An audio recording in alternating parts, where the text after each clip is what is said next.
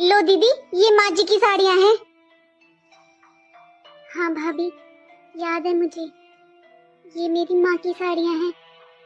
लेकिन भाभी, ये आप मुझे किस लिए दे रहे हो? दीदी, इन्हें कब तक रखूंगी मैं अलमारी में? अब माँ जी को मरे हुए पूरा 1 साल हो चुका है।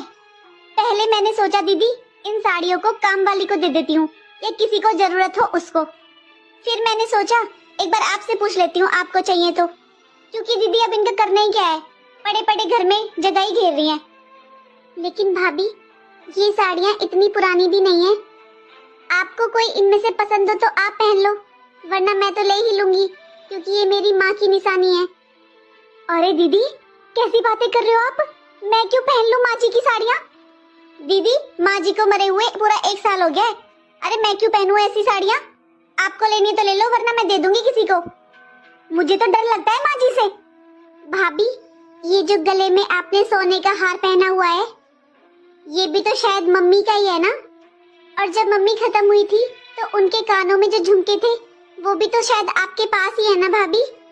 हाँ दीदी, मैंने बहुत संभाल कर रखे हुए हैं। अच्छा भाभी, वो भी दे दो मुझे। नहीं दीदी, वो मैं आपको नहीं दे सकती। अरे सास के गहनों पर बहू का अधिकार होता है। आखिर मेरे पास भी तो माँ जी की कोई निशानी रहनी चाहिए। अरे मेरी वो सास नहीं, माँ थी, उनकी भी कोई निशानी मेरे पास होनी चाहिए ना दीदी। इसलिए दीदी, वो तो मैं नहीं दूंगी।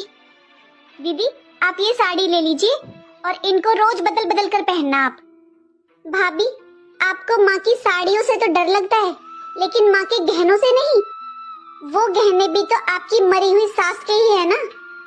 भाभी, अगर गहनों के अलावा माँ का कोई और भी फालतू सामान हो ना, तो वो भी दे देना मुझे। मैं अपने पास रख लूंगी संभाल कर, माँ की निशानी समझकर।